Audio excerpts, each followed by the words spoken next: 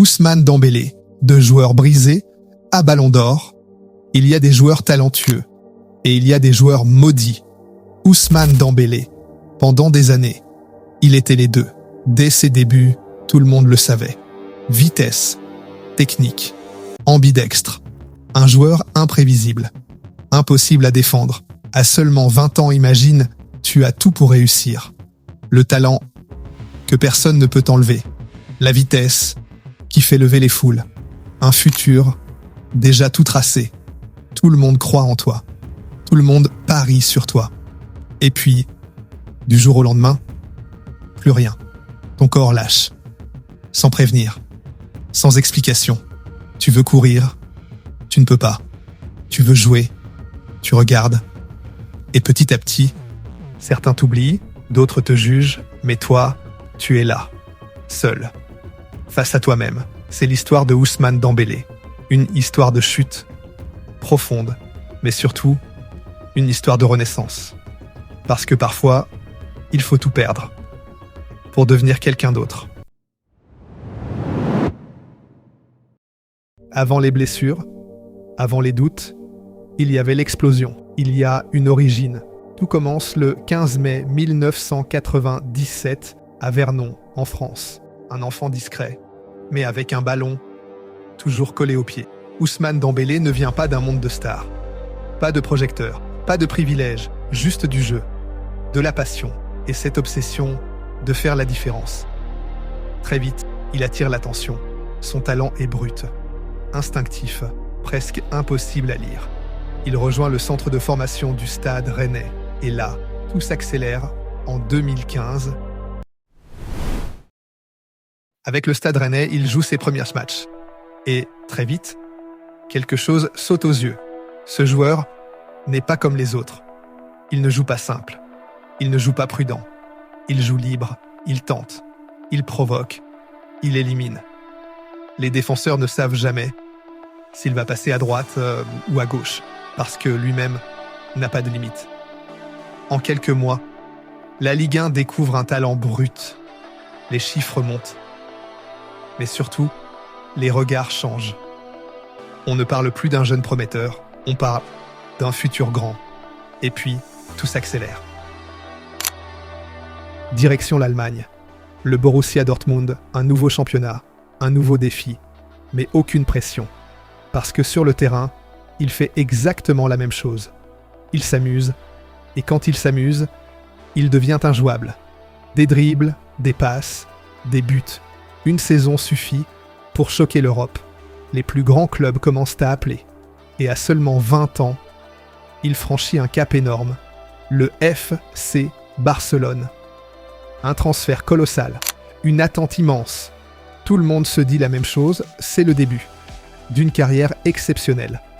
Mais parfois, quand tout va trop vite, la chute n'est jamais loin. Le Barça. Un rêve d'enfant qui devient réalité. Mais ici, on ne te demande pas d'être bon.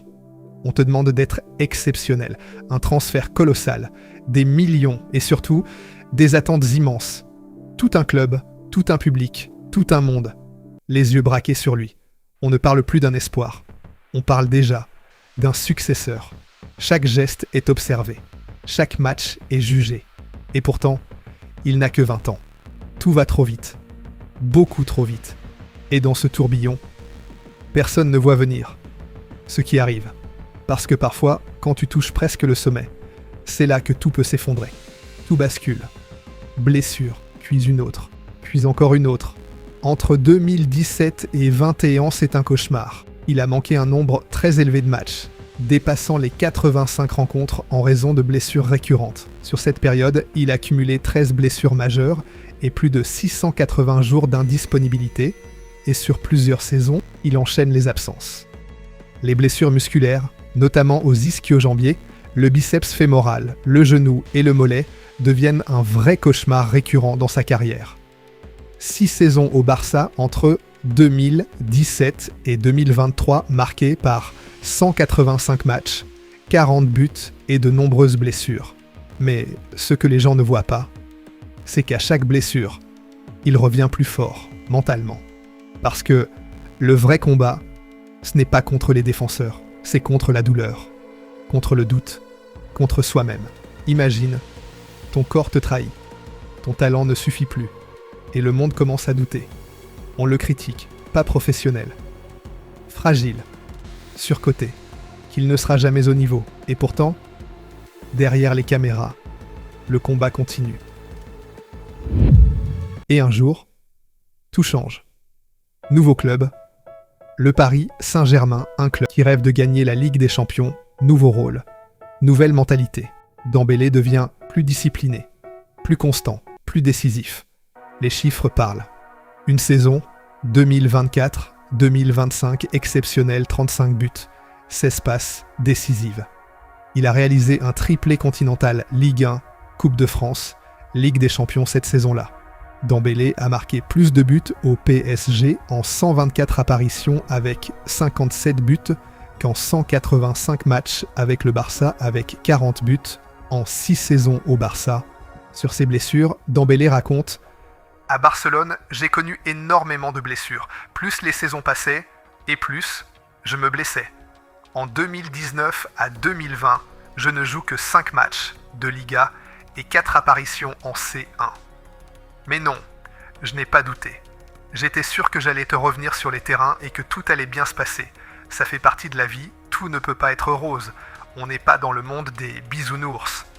Ça n'a pas été facile, j'ai beaucoup appris. À 28 ans, je connais mon corps, je me connais par cœur. Les souffrances étaient surtout physiques, liées aux blessures. Mais je ne doutais pas de mon football, pas une seule seconde. J'ai toujours aimé ça, j'ai toujours eu ce talent-là, donc je ne doutais pas. Il fallait que mon corps me permette d'exprimer mon football. Avec le temps, j'ai pris de la maturité, je suis devenu beaucoup plus professionnel aussi. J'ai écouté les conseils des personnes qui m'entourent. Aujourd'hui, tout roule. Il ne fait plus que dribbler. Il fait gagner. Et puis, ce moment arrive. Le monde du football s'arrête. Un nom est annoncé.